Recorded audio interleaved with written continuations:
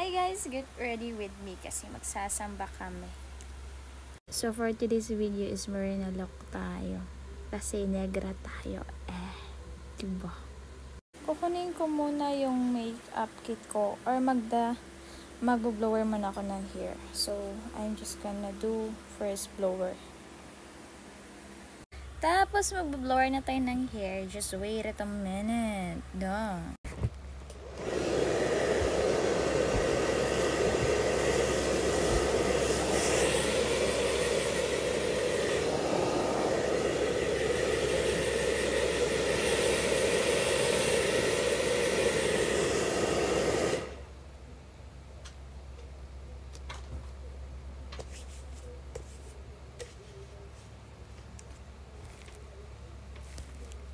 Nabili ko to siya sa Shopee and still buhay pa din siya. At almost 3 years ago na siguro to sa akin na blower. Kaya sobrang tanda na.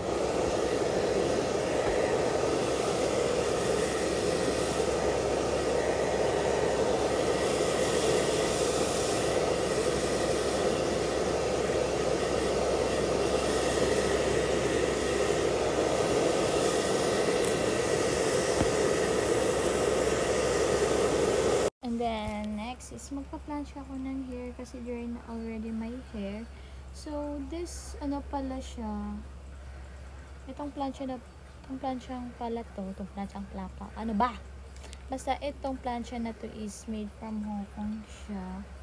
Bigay ng ate ko sa akin. Bigay o kinuha?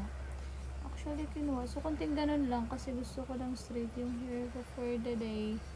For the go, diba? See the effect. Just wait for a minute, tapusin ko lang. At ito yung hair ko, pagtapos ko na siyang i-plancha. This is it na siya. Sobrang lang niya. Kasi rebonded tong hair ko So, ito na yung look ng hair ko after ko siya i-blower and then i-plancha. And then ngayon is maglalagay na tayo ng makeup. Just wait. Nalagay ko muna si Pokemon dito here. So, naglagay na ako already ng primer. Kaya ganito na siya. Medyo shiny na siya. Wait na lang natin siyang matuyo. Bakla. Then, this is my foundation. I will just pour it in my face. Kakabili ko lang nito sa DW din siya. Okay naman siya. Maganda siya gamitin. Actually, sobrang smooth niya lang gamitin. Like, what? Curious. So, I just use this sponge.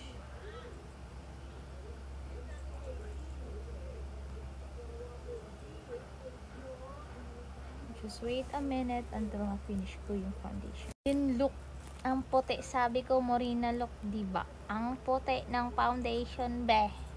Grabe. Wait na lang, tatapusin ko lang makeup ko and then I will find my dress na.